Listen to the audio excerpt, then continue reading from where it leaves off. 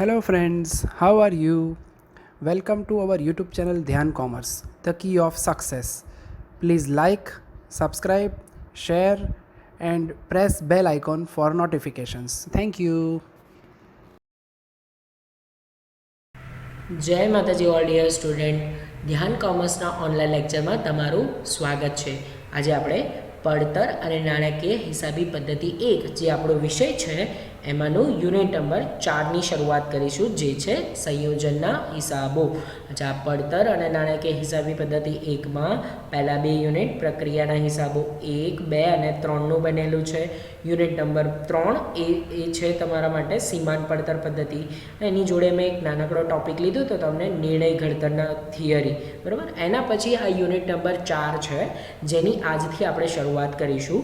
તો આપણો જે વિષય છે એ પડતર અને નાણાકીય હિસાબી પદ્ધતિ, એમાં યુનિટ નંબર 4 સંયોજનના હિસાબો. યુનિવર્સિટીમાં આમાંથી 14 માર્ક્સનું આખું પૂછાશે તમને. 14 માર્ક્સનો એક મોટો દાખલો, અથવામાં 14 માર્ક્સનો નાનો દાખલો, અથવા તો થિયરી. તો આ આખું ચેપ્ટર 14 માર્ક્સનું છે, તો જેની આજે આપણે પીપીટી પાવર પોઈન્ટ પ્રેઝન્ટેશનથી શરૂઆત કરીએ. ચલો, તો આપણે આપણા સંયોજનના હિસાબોની શરૂઆત કરીએ. સૌથી પહેલાં આપણે ચેપ્ટરનો જ મતલબ સમજીએ, એટલે કે સંયોજનનો અર્થ. તો સંયોજનનો અર્થ શું થાય છે? જ્યારે બે કે તેથી વધુ કંપનીઓ ભેગી થઈને એક નવી કંપનીની રચના કરે ત્યારે તેને સંયોજન કહેવામાં આવે છે. અહીં ભેગી થતી બંને એટલે કે જૂની કંપનીઓનું વિસર્જન થાય છે અને નવી કંપની અસ્તિત્વમાં આવે છે. દાખલા તરીકે અ કંપની અને બ કંપની ભેગી થાય અને નવી કંપની ક અસ્તિત્વમાં આવે તો તેને સંયોજન કહે છે. અહીંયા આગળ ઉદાહરણ આપણને આપેલું છે, અ કંપની પ્લસ બ કંપની બરાબર કંપની ક. જો અહીંયા લખેલું જ છે, આખું સરસ રીતે સમજાવેલું છે. જ્યારે બે કંપનીઓ ભેગી થઈને નવી કંપનીની રચના કરે, એટલે કે બંને જૂની કંપનીઓ વિસર્જન થઈ જાય અને નવી જ કંપની બજારમાં આવે. દાખલા તરીકે અ કંપની અને બ કંપની ભેગી થઈ જાય અને નવી ક કંપની બનાવી દે તો એને સંયોજન થયું કહેવાય. ઉદાહરણ તરીકે અ કંપની વત્તા બ કંપની બરાબર ક કંપની. એટલે કે આ વસ્તુ એવું જ છે કે જ્યારે બે કંપની જૂની બંધ થઈને નવી કંપની બનાવી દે તો એને શું કહેવાશે? સંયોજન. ચલો, હવે આના જેવો એક બીજો છે, એનો પર અર્થ સમજી લઈએ, જે છે સમાવેશ. હવે સમાવેશનો અર્થ શું થાય અહીંયા? તો આના થોડુંક જેવું હશે પણ એનાથી કંઈક અલગ. જ્યારે કોઈ એક ચાલુ કે હયાત કંપની બીજી ચાલુ કે હયાત કંપનીનો ધંધો ખરીદી લે ત્યારે પ્રથમ ખરીદનાર કંપની બીજી કંપનીનો સમાવેશ કર્યો કહેવાય. સમાવેશમાં એક જ કંપનીના બધા બંધ થાય છે અને બીજી કંપની ચાલુ રહે છે.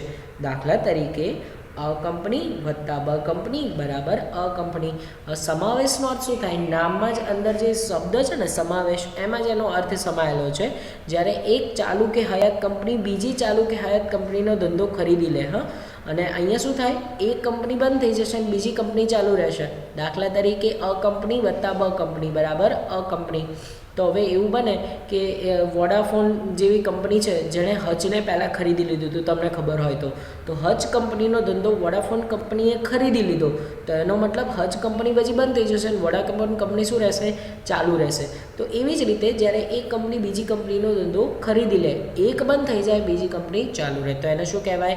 સમાવેશ. ખ્યાલ આવે છે? ચલો, હજુ એના જેવો એક ત્રીજો અર્થ જોવાનો છે, જે છે આપણું પુનઃરચનાનો અર્થ. સંયોજન જોયું આપણે, સમાવેશ જોયું, અને હવે પુનઃરચનાનો પણ અર્થ જોઈ લઈએ. જ્યારે કોઈ એક અણધારી ખોટ કે નુકસાનને પહોંચી વળવા પોતાની મૂડી માળખામાં ફેરફાર કરી નવા નામ સાથે અને એ જ નામે ધંધો શરૂ કરે ત્યારે તેને પુનઃરચના કહે છે. હવે આ પુનઃરચના એક અલગ સ્વરૂપ આવી ગયું, રાઈટ. હવે એના પછી બીજું શું કહેવા માગે છે? એમાં પુનઃરચના બે ભાગ પડે છે, એક આંતરિક પુનઃરચના અને બે બાહ્ય પુનઃરચના. પુનઃરચના એટલે શું? કોઈ કંપની બંધ નથી થતી, પણ જે કોઈ એક કંપની છે એને અણધારી ખોટ થાય કે નુકસાન થાય, એને પહોંચી વળવા શું કરશે? એના આખા માળખામાં ફેરફાર કરશે, નવા નામ સાથે અથવા તો એ જ નામ સાથે ફરી ધંધો શરૂ કરશે. તો એને ધંધાનું પુનઃરચના કર્યું કહેવાય, કંપનીનું પુનઃરચના એને કહેવાય. અને પુનઃરચના બે પ્રકારની હોય. એક તો એ આંતરિક પુનઃરચના પણ કરી શકે અને બાહ્ય પુનઃરચના કરી શકે. આનું આપણે ચેપ્ટરમાં ક્યાંય અંદર આવવાનું નથી, પણ સંયોજન સમાવેશ જોડે એની કડી સંકળાયેલી છે, એક જેવું છે, એટલા માટે એને સમજાવવું જરૂરી હતું. હવે આપણે શું જોઈશું, તો આ જે આપણું ચેપ્ટર છે સંયોજનના હિસાબો, સંયોજન કોઈ કંપની કેમ કરે, સંયોજન કયા કારણોસર કરવું જોઈએ, સંયોજનના હેતુઓ આપણે જોવાના છે. તો અત્યારે તમને પ્રેક્ટિકલી આ હેતુઓ ખબર જ હોય કે કોઈ બે કંપની ભેગી થઈ જાય, શેના માટે ભેગી થાય, તો જુઓ સૌથી પહેલો હેતુ હરીફાઈ અટકાવવા કે ઘટાડવા માટે. જ્યારે બજારમાં બહુ બધી હરીફાઈ હોય, અત્યારે એકબીજા કંપનીઓના ભાવ બહુ એ લોકો ઘટાડીને વસ્તુઓ વધુ વેચાય એવા પ્રયત્નો કરતા હોય છે, તો બહુ બધી હરીફાઈઓ હોય છે, એક જ જેવો ધંધો કરતી બહુ બધી કંપની હોય છે, તો એ લોકો શું કરે, બે સારી કંપની હોય એક હરીફાઈ ઘટાડવા માટે ભેગી થઈ જાય, એટલે એમનો ધંધો શું સંયુક્તપણે ચાલે તો એ લોકો નફો મેળવી શકે, એટલે હરીફાઈ ઘટે એ લોકોને ફાયદો થાય. પછી બીજી વસ્તુ કઈ આવે છે, તો કે આર્થિક અને ટેકનિકલ સાધનો ભેગા કરવા. કોઈ કંપની પાસે આર્થિક સાધનો છે, કોઈ કંપની પાસે ટેકનિકલ સાધનો છે, તો એ બંનેનું સંયોજન થાય તો એ કંપનીઓને જ ફાયદો થાય. જેમ કે ભારતની કોઈ કંપની જાપાનની કંપની જોડે સંયોજન કરી લે તો એનાથી શું થશે, ભારત જોડે પૈસા હોય અને જાપાનની કંપની જોડે ટેકનિકલ હોય, તો એની પાસે ટેકનોલોજી છે તો એનો ફાયદો થાય ને ભારતીય કંપનીને. તો ઘણી બધી કંપનીઓ સંયોજન કરે છે, એનું કારણ એ પણ છે કે એક કંપની પાસે આર્થિક સગવડ છે તો બીજી કંપની પાસે ટેકનિકલ સગવડ છે, તો એનું સંયોજન થાય છે, એ સાધનો ભેગા થઈ શકે છે, એટલે કંપનીને આનો બહુ મોટો ફાયદો થઈ છે. પછી આગળનો હેતુ બીજો કયો હોઈ શકે, મોટા પાયા પર એકમોને લાભ મેળવવા માટે. બહુ મોટા પાયા પર લાભ મળે, જેમ કે એમના ગ્રાહક વર્ગ વધુ મળશે, બે કંપની સારી કંપની બે કંપની ભેગી થઈ જાય તો એમને નફામાં મોટો લાભ મળશે, એટલે એકમોને ઘણા મોટા લાભ છે સંયોજન કરવાથી. તો એકમોના આ બધા લાભો થાય છે. એના પછી એક વસ્તુ એ પણ છે કે કેન્દ્રીકરણના લાભો.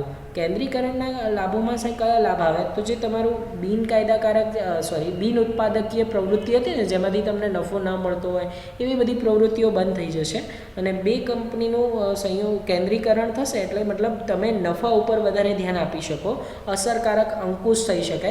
તો આ બધું કયા કારણોસર શક્ય બને છે, સંયોજનના કારણે. તો સંયોજન થવાનો એક હેતુ એ પણ છે કે તમને કેન્દ્રીકરણ, તમે નફા ઉપર ધ્યાન આપી શકો છો. બે નફો કરતી કંપનીનું સંયોજન થઈ જાય તો એમનો નફો ઓર વધારે થાય છે, એટલે અહીંયા બિનફાયદાકારક ઉત્પાદન કે એવી પ્રવૃત્તિઓ થતી જ નથી, એટલે અંકુશમાં તમે કેન્દ્રીકરણ લાવી શકો છો અને નફા ઉપર કેન્દ્રીકરણ લાવી શકાય છે. તો કેન્દ્રીકરણનો પણ લાભ મળે છે અહીં. આ છે સંયોજનના 4 હેતુઓ. ચલો હવે આપણે ચેપ્ટરના સૌથી અગત્યના ભાગ તરફ જઈ રહ્યા છે. સંયોજનમાં જે દાખલાઓ પૂછાય છે એના માટેની અમુક પદ્ધતિઓ જોવાની છે. તો સૌથી પહેલાં સંયોજનનો દાખલો ગણવા સૌપ્રથમ ખરીદ કિંમત નક્કી કરવી પડે, જેના માટે 2 પદ્ધતિ છે. હવે 2 કંપનીનું સંયોજન થતું હોય સ્વાભાવિકપણે છે, તો એક કંપની બીજી કંપનીને જ્યારે ખરીદી લે છે, પછી ભલે બંને કંપની ચાલુ રહે છે, પણ જ્યારે કોઈ કંપનીને તમે ખરીદો છો તો બદલામાં એને ખરીદ કિંમત ચૂકવવી પડે. હવે ખરીદ કિંમત નક્કી કરવા માટે અલગ અલગ 2 પદ્ધતિઓ છે, જેના નામ આ પ્રમાણે છે. નંબર 1 ચોખ્ખી મિલકતની પદ્ધતિ અને નંબર 2 અવેજની પદ્ધતિ. આ બંને પદ્ધતિઓ છે જેને આપણે થોડુંક ટૂંકમાં સમજીશું. નંબર 1 ચોખ્ખી મિલકતની પદ્ધતિમાં ખરીદ કિંમત કઈ રીતે નક્કી થાય છે, તો એના માટે સૌથી પહેલાં એક આપણે નાનકડું ટેબલ બનાવી દઈએ, જેમાં સૌથી પહેલાં પાઘડી લેવામાં આવે છે. એ જે ધંધો છે એમાં પાઘડી કેટલી રહેલી છે, એ ધંધો બજારમાં કેટલી પ્રિસ્ટીજ ધરાવે છે, તો સૌથી પહેલાં એની પાઘડી લેવાની. પછી એની કોઈ પણ મિલકતો હોય, જે મિલકતો જે નવી કંપનીએ લઈ લીધી હોય એ બધી મિલકતો લેવાની. પાઘડી લીધા પછી મિલકતો એમાં ઉમેરવાની, એટલે આપણને એક જવાબ મળે અને એના પછી એમાંથી બાદ કરી દેવાનું દેવા, જે નવી કંપનીએ લીધેલા છે. તો દેવાઓ જેવું બાદ કરીશું એવું આપણને મળશે ચોખ્ખી મિલકત. એટલે ચોખ્ખી મિલકતની પદ્ધતિમાં ખરીદ કિંમત નક્કી કરવા માટે સૌથી પહેલાં આપણે ચોખ્ખી મિલકત શોધવી પડે છે, અને જે આ રીતે નાનકડા ટેબલની મદદથી શોધી શકાય છે. પાઘડી લેવાની, એમાં મિલકતો. ટેબલ અત્યારે ભલે નાનું હોય, પણ આની ગણતરી તમે SY સેમિસ્ટર 3માં પાઘડીના મૂલ્યાંકનમાં કરી ચૂક્યા છો. પાઘડીના મૂલ્યાંકન માટે તમારે પાઘડી શોધી પછી એમાં બધી મિલકતો ઉમેરી દેવાની અને દેવાઓ બધા બાદ કરવાના, એટલે શું મળશે, ચોખ્ખી મિલકત. બરાબર, ચોખ્ખી મિલકત એકવાર મળી જાય પછી એની ગણતરી માટે હું નીચેનો પેરેગ્રાફ તમને સમજાવું છું. આ પદ્ધતિમાં ફક્ત નવી કંપનીએ લીધેલ મિલકત અને દેવાનો સમાવેશ થાય છે. વળી લીધેલ મિલકતો અને દેવા નવી કિંમતે આપેલા હોય તો તે ધ્યાનમાં લેવાય છે, અને જે લીધેલી મિલકત નવી કિંમત આપેલી ન હોય તેની ચોપડી કિંમત ચોપડી કિંમત ધ્યાનમાં લેવામાં આવે છે. હવે અહીં ચોખ્ખી મિલકતો શોધતી વખતે શું ધ્યાનમાં રાખવાનું? કુલ મિલકતો અને દેવાઓ જે તમે અહીંયા મિલકતો ઉમેરીને દેવાઓ બાદ કરો છો ને એમાં નવી કિંમત આપેલી હોય ને તો નવી કિંમત જ લેવાની, અને જો નવી કિંમત ન આપી હોય તો જ ચોપડી કિંમત ધ્યાનમાં લેવાની. તો આ એક વસ્તુ એના માટે નોટિંગ આપેલું છે. ચલો, સંયોજનના હિસાબમાં ચોખ્ખી મિલકતમાં હજુ ઘણા બધા મુદ્દાઓ છે જે આપણે સમજવાના છે. જ્યારે દાખલામાં પાઘડીની કિંમત આપેલી હોય અથવા અવેજ અધૂરો આપેલો હોય ત્યારે ચોખ્ખી મિલકત પદ્ધતિથી ખરીદ કિંમત નક્કી કરવી. અચ્છા, ચોખ્ખી મિલકતની પદ્ધતિ ક્યારે વાપરવી? જ્યારે દાખલામાં પાઘડીની કિંમત આપેલી હોય અથવા તો અધૂરો જે અવેજ છે આપેલો હોય એટલે ખરીદ કિંમત પૂરેપૂરી ન આપી હોય ત્યારે આપણે આ ચોખ્ખી મિલકતની પદ્ધતિ વાપરવાની. ટૂંકમાં ખરીદ કિંમત કેટલી એ બધી આખું આપેલું જ ન હોય, અમુક રકમ એમાં અધૂરી હોય ત્યારે તમે ચોખ્ખી મિલકતની પદ્ધતિ વાપરી શકો ખરીદ કિંમત નક્કી કરવા માટે. બરાબર. પછી શું કહે છે? આ પદ્ધતિ અવાસ્તવિક મિલકતનો સમાવેશ ક્યારેય કરવો નહીં, કારણ કે ખરેખર મિલકતો નથી પરંતુ નહીં લખેલ વાળેલી ખોટ કે ખર્ચ છે. આમાં શું કરવાનું? આ પદ્ધતિમાં અવાસ્તવિક મિલકતો લેવાની જ નહીં. અવાસ્તવિક મિલકતો એટલે નફા નુકસાન ખાતાની ઉધાર બાકી, પછી અંડરરાઇટિંગ કમિશન જે છે એ, તમે કોઈ પણ કમિશન પેલું આપો છો, અંડરરાઇટિંગ કમિશન છે, પછી બીજું શું આવે તો ડિબેન્ચર વટાવા આવે. આવા બધી જે અવાસ્તવિક મિલકતો છે ને એનો સમાવેશ ક્યારેય નહીં કરવાનો. ઉપલબ્ધ ખાતું છે તો અવાસ્તવિક મિલકતો લેવાની જ નથી મિલકતો વખતે, કારણ કે માંડી વાળેલ ખર્ચ કે ખોટ છે. એના પછી જો ખરીદદાર કંપની વેચનાર કંપનીના ડિબેન્ચરની સામે અવેજ પેટે કોઈ પણ રોકડ ડિબેન્ચર આપતી હોય તો ચોખ્ખી મિલકતની પદ્ધતિ દેવામાં ડિબેન્ચરનો સમાવેશ કરવો નહીં. પરંતુ જો ખરીદનાર કંપની ડિબેન્ચર લઈ લેતી હોય પરંતુ અવેજ પેટે કાંઈ ન આપતી હોય તો ડિબેન્ચર સમાવેશ દેવામાં કરવો. એટલે ડિબેન્ચરનો અહીં પોઈન્ટ આપેલો છે. જ્યારે વેચનાર કંપની ડિબેન્ચરની સામે અવેજ પેટે કોઈ રોકડ કે ડિબેન્ચર આપતી ન હોય, હું ખરીદનાર કંપની છું, હું સામેવાળી કંપનીને કોઈ રોકડ કે ડિબેન્ચર નથી આપતો, તો ત્યારે તેને દેવામાં સમાવેશ કરવાનો નહીં. પરંતુ જો હું ખરીદનાર કંપની હોઉં અને ડિબેન્ચર પેટે કંઈ અવેજ આપતો હોય તો એનો સમાવેશ દેવામાં કરવાનો. એટલે એ ડિબેન્ચર માટેનો આખો પોઈન્ટ છે. છેલ્લો point, provident fund, staff pension fund, કર્મચારી નફા ભાગ ભંડોળ એ દેવું છે. દેવામાં આ વસ્તુઓ પણ આવશે. Provident fund, staff pension fund, નફા ભાગ ભંડોળ એ દેવું છે. અચ્છા, તો અત્યારે આપણે આ જે પોઈન્ટ જોયા એ પોઈન્ટ શેના છે? ભાઈ સંયોજન જે કરવાનું છે એમાં દાખલો ગણવા માટે તમારે ખરીદ કિંમત નક્કી કરવી પડે, અને ખરીદ કિંમત બે પદ્ધતિ દ્વારા નક્કી થાય છે, ચોખ્ખી મિલકત પદ્ધતિ અને બીજી પદ્ધતિ છે. હવે આ બંને પદ્ધતિમાંથી સૌથી અવેજની પદ્ધતિ, ચોખ્ખી મિલકતની પદ્ધતિ અને અવેજની પદ્ધતિ. એમાંથી ચોખ્ખી મિલકતની પદ્ધતિમાં જ્યારે તમે ચોખ્ખી મિલકતો ગણો છો ત્યારે આ બધા મુદ્દાઓને તમારે ધ્યાનમાં રાખવાના છે. ચલો, હવે ખરીદ કિંમત નક્કી કરવા માટે બીજી પદ્ધતિ જોઈ લઈએ, અવેજની પદ્ધતિ. અવેજની પદ્ધતિમાં જ્યારે દાખલામાં ધંધાની ખરીદ કિંમત પેટે વેચનાર કંપનીને જે કાંઈ આપવાનું છે તે સ્પષ્ટ આપેલું હોય, એટલે કે અવેજ પૂરેપૂરો આપેલો હોય તો ખરીદ કિંમતની ગણતરી અવેજ મિલકત પદ્ધતિથી કરવી. આ પદ્ધતિ ક્યારે વાપરવાની? જ્યારે દાખલામાં તમને અવેજ એટલે ખરીદ કિંમત, તમે નવી કંપનીને ખરીદ કિંમત પેટે શું ચૂકવો છો એ બધું આપેલું હોય. દાખલા તરીકે હું સામેવાળી કંપનીને હું રોકડ આપું છું, પછી એને ઇક્વિટી શેર આપું છું, પ્રેફરન્સ શેર આપું છું. જ્યારે તમારે દાખલામાં અવેજ પૂરેપૂરું આપેલું હોય, જેટલું તમે ખરીદ કિંમત પેટે આપો છો બધી જ વસ્તુ આપેલી હોય, ત્યારે કઈ પદ્ધતિનો ઉપયોગ કરવાનો? અવેજ પદ્ધતિ. ધારો કે ખરીદ કિંમતમાં અવેજ પેટે કંઈ ના આપેલું હોય તો પછી શું ઉપયોગ કરવાનો? ચોખ્ખી મિલકતની પદ્ધતિ. અવેજ પૂરેપૂરો હોય તો અવેજની પદ્ધતિ, અવેજ અધૂરો કે અવેજ ન આપેલો હોય તો ચોખ્ખી મિલકતની પદ્ધતિ. ચલો, હવે આની પણ એક બે વસ્તુઓ જોઈ લઈએ, જેમાં સૌથી પહેલાં નોંધ નંબર 1, જ્યારે દાખલામાં અવેજ પૂરેપૂરો આપેલો હોય ત્યારે અવેજ પદ્ધતિ ખરીદ કિંમત નક્કી કરવી. આપણો પહેલો મુદ્દો છે, બરાબર, જે મેં તમને હમણાં જ સમજાવ્યો. બીજો, જો અવેજ પદ્ધતિથી ખરીદ કિંમત નક્કી કરવામાં આવે ત્યારબાદ ચોખ્ખી મિલકત પદ્ધતિથી ચોખ્ખી મિલકત શોધી તેને નીચે મુજબ પાઘડી કે મૂડી અનામત શોધવી. ભાઈ જો ખરીદ કિંમત નક્કી થઈ જાય એટલે કે અવેજની પદ્ધતિ મુજબ તમને ખરીદ કિંમત મળી જશે, ત્યારબાદ ચોખ્ખી પદ્ધતિની ચોખ્ખી મિલકત જોડે ખરીદ કિંમતની સરખામણી કરવાની.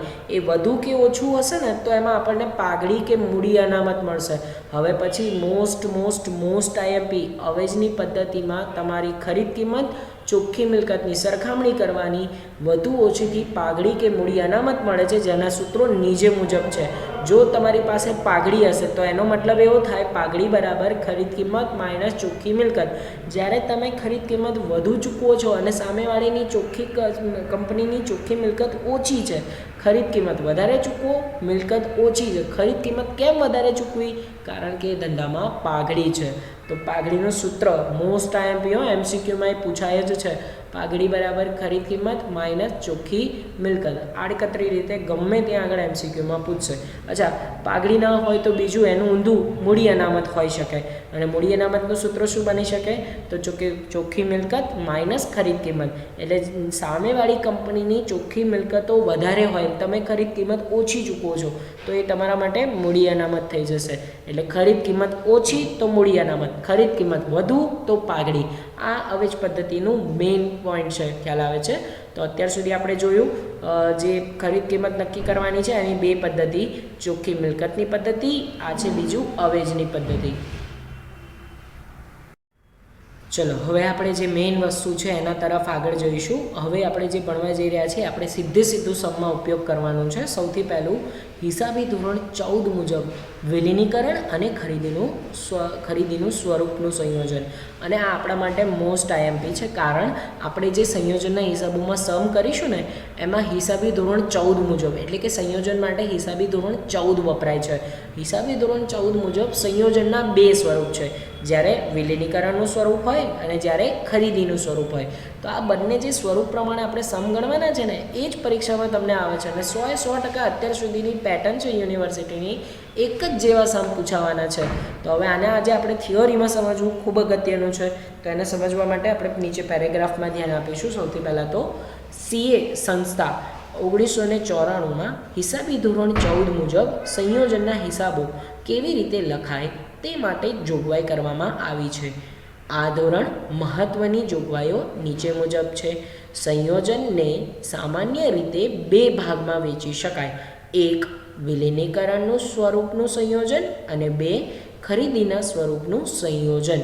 આ મેં તમને હમણાં જ કીધું કે હિસાબી ધોરણ 14 છે, CAની સંસ્થા છે જે CAI એ institute of chartered accounting in India, એ લોકો હિસાબી ધોરણ 14માં સંયોજન વિશે બધી બાબતો જણાવેલી છે.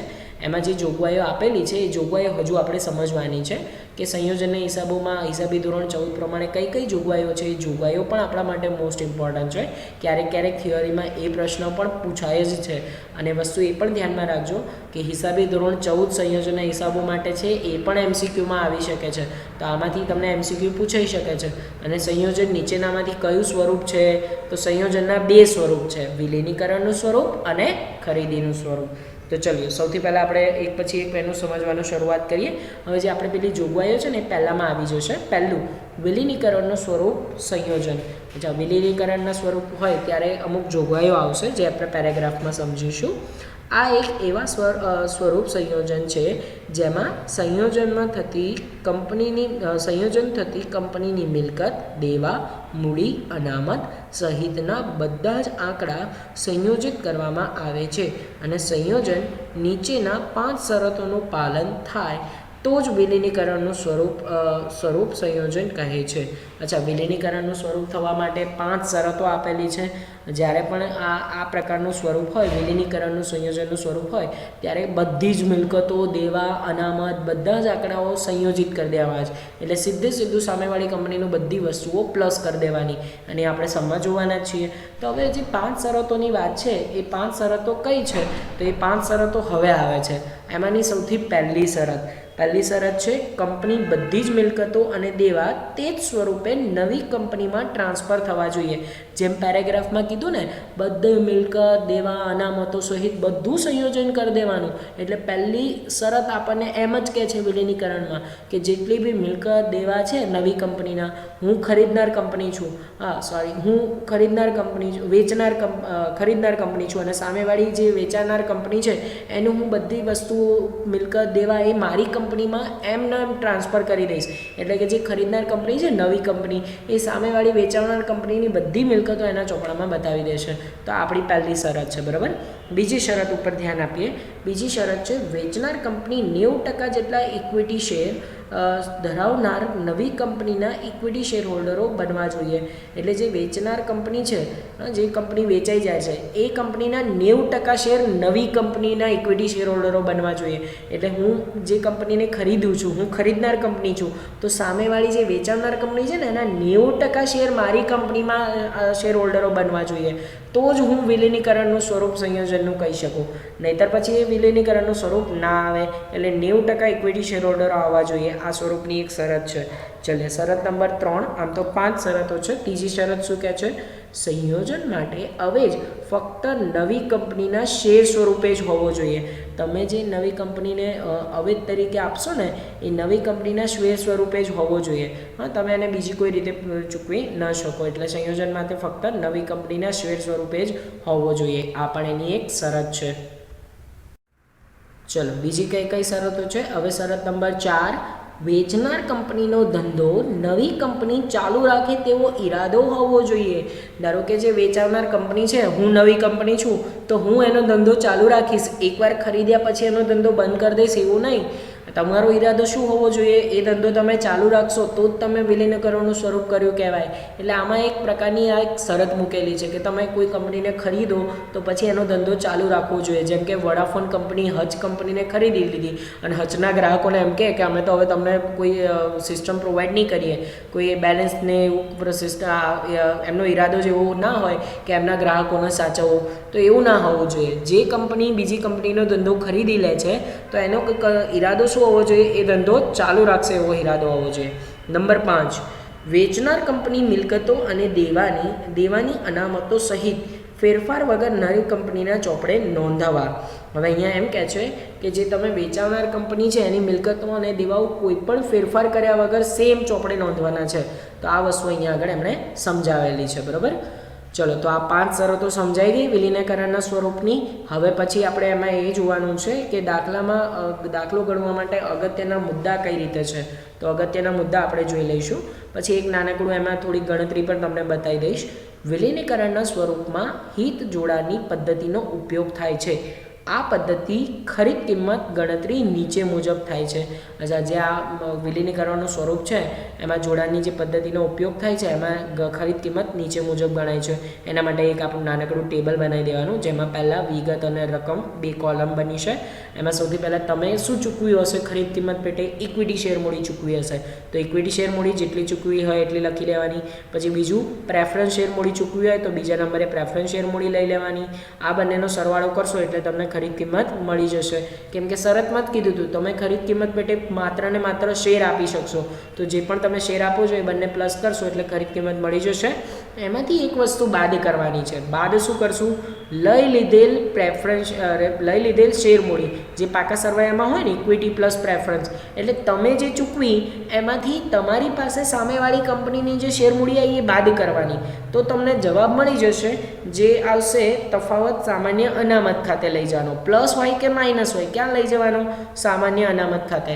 એનો મતલબ વિલીનીકરણના સ્વરૂપમાં તમે જે ઇક્વિટી અને પ્રેફરન્સ શેર મૂડી ચૂકવો છો એ ખરીદ કિંમત છે. ખરીદ કિંમતમાંથી શું બાદ કરવાનું?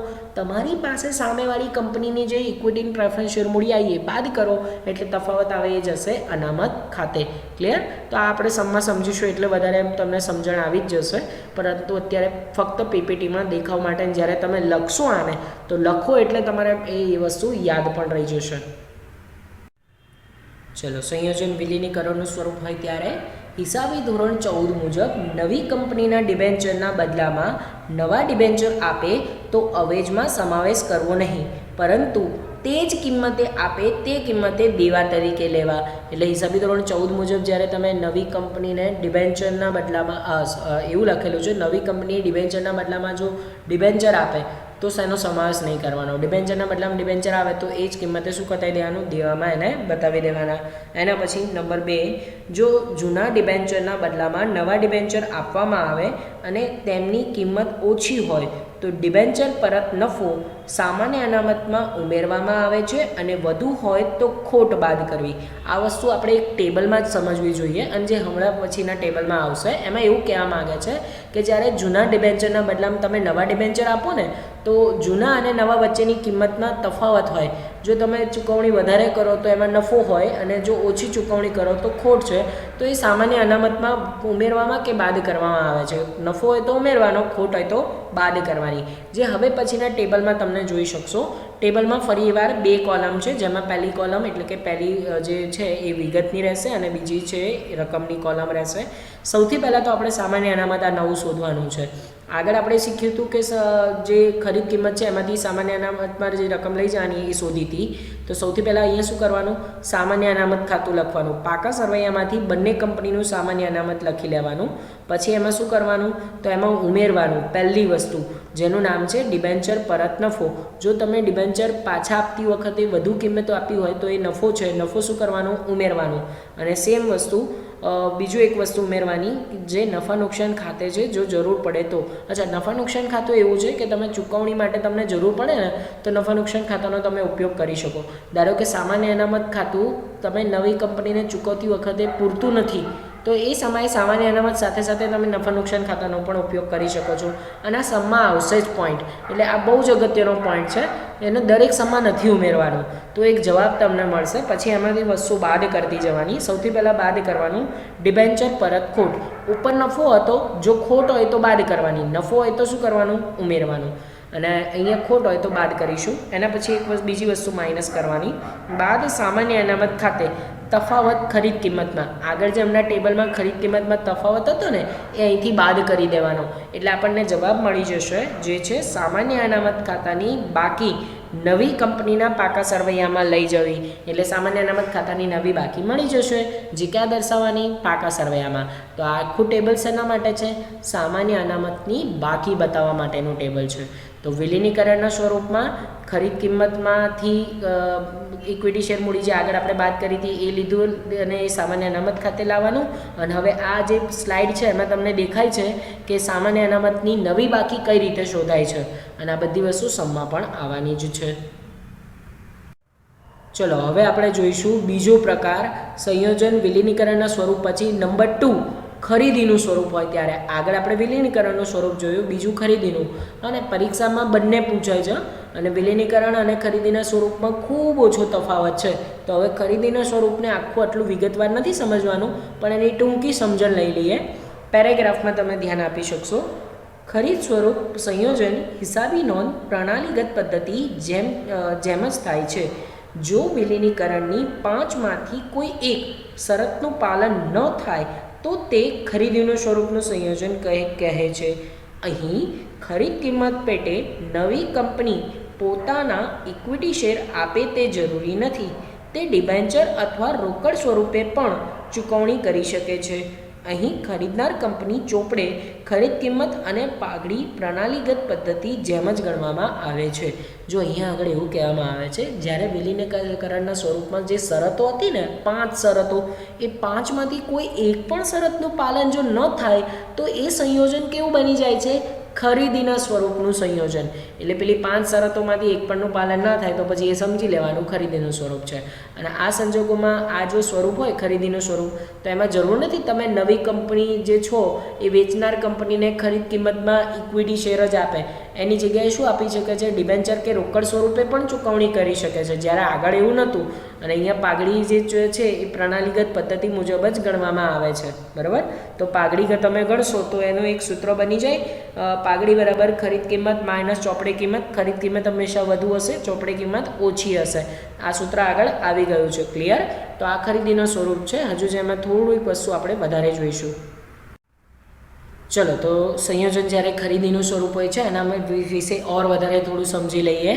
ખરીદીના સ્વરૂપના સંયોજનમાં વેચનાર કંપનીની અનામતો અને નફા નુકસાન ખાતું ખરીદનાર કંપનીના ચોપડે લઈ જવામાં આવશે નહીં, પરંતુ જો કોઈ કાનૂની અનામત હોય જેવી કે નિકાસ નફા અનામત, રોકાણ વળતર અનામત અને તે અંગે કાયદાની જોગવાઈને આધીન ખરીદનાર કંપનીના ચોપડે બતાવવામાં આવશે, જેની બીજી અસર પાકા સરવૈયામાં મિલકત લેણા બાજુ પરચુરણ ખર્ચ નહીં માંડી વાળેલ શીર્ષક નીચે કૌંસમાં આપેલું છે સંયોજન હવાલા ખાતે તરીકે બતાવવામાં આવે છે, જેની આમ નોંધ નીચે મુજબ છે. હવે આખો પેરેગ્રાફ આપણને ખરીદીનું સ્વરૂપ માટેનો સમજાવેલો છે કે જ્યારે કોઈ વેચારનાર કંપની હશે ને એની અનામત અને નફો નુકસાન ખાતું ખરીદનાર કંપનીના ચોપડે નહીં બતાવવામાં આવે. એટલે હું નવી કંપની હોય, સામેવાળી જે વેચારનાર કંપની છે એનું અનામત અને નફો નુકસાન ખાતું મારા ચોપડે બતાવવામાં નહીં આવે. અને પરંતુ શું કરવામાં આવે છે અહીંયા જુઓ કે જે કાનૂની અનામતો છે એમાં બે આવે છે, નિકાસ નફા અનામત, રોકડ વળતર અનામત. અચ્છા મિત્રો, આ નામ ખાસ યાદ રાખજો. કાનૂની અનામતો કઈ છે તો માત્ર બે છે, નિકાસ નફા અનામત અને રોકડ વળતર અનામત. કારણ કે આનો સમમાં દરરોજ એવો ઉપયોગ થવાનો છે. હવે તમને કાનૂની અનામતો ઓળખતા આવડવી જોઈએ અને એમસીક્યુમાં એ પૂછશે કે નીચેનામાંથી કઈ કાનૂની અનામત છે, તો એ તમને આવડવું જોઈએ. તો બે કાનૂની અનામત છે, નિકાસ નફા અનામત, રોકડ વળતર અનામત. આને નવી કંપનીના ચોપડે બતાવવાનું, નફા નુકસાન ખાતું બીજું કોઈ અનામત બતાવવાની જરૂર નથી. અને આને ક્યાં બતાવશો તમે? તો જો લખેલું છે પાકા સરવૈયામાં મિલકત લેણા બાજુ તમે પરચુરણ ખર્ચના શીર્ષક હેઠળ બતાવશો અને એને માંડી પાડવા માટે સંયોજન હવાલા ખાતે તરીકે લખી દેશો. ખ્યાલ આવે છે? અને એની આમનોંધ જોઈ લઈએ તો આમનોંધ નીચે તમને આપેલી છે, સંયોજન હવાલા ખાતે ઉધાર તે નિકાસ વળતર અનામત ખાતે તે રોકાણ વળતર અનામત ખાતે સંયોજન હવાલા ખાતે તરીકે આને માંડી વાળવામાં આવે છે. ખ્યાલ આવે છે? અને આનો ઉપયોગ હવે આપણે શમમાં કરવાના જ છીએ. તો અત્યાર સુધી મેં તમને આ સંયોજનના હિસાબોમાં છે ને આજના લેક્ચરમાં મેં તમને બધું પાવર પોઈન્ટ પ્રેઝન્ટેશનમાં એ સમજાવ્યું છે કે સંયોજન મુખ્યત્વે બે પદ્ધતિ છે એમાં ખરીદ કિંમત નક્કી કરવા માટેની, ચોખ્ખી મિલકતની પદ્ધતિ, અવેજની પદ્ધતિ. પછી સંયોજનના છે ને ખાસ બે સ્વરૂપો છે જેના દાખલા આવશે. હિસાબી ધોરણ 14 મુજબ સંયોજન વિલીનીકરણનું સ્વરૂપ હોય, સંયોજન ખરીદીનું સ્વરૂપ હોય અને આના જ દાખલા આપણે ગણવાના છે. તો આ ચેપ્ટરમાં ખૂબ અગત્યનો ભાગ હતો. જેટલું પણ મેં તમને ભણાવ્યું છે બધું જુઓ. તમારા માટે આ મટીરિયલ કોપીમાં આપેલું જ છે, પણ જેમ તમે લખશો તો એ વધારે તમને આવડશે. એટલે માત્ર આને લેક્ચરની રીતે નથી જોવાનું, એમાંથી બધી વસ્તુ તમારે નોટબુકમાં લખવાની પણ છે. તો આજનો લેક્ચર માત્ર આટલે રાખીએ છીએ. All the best. જય માતાજી.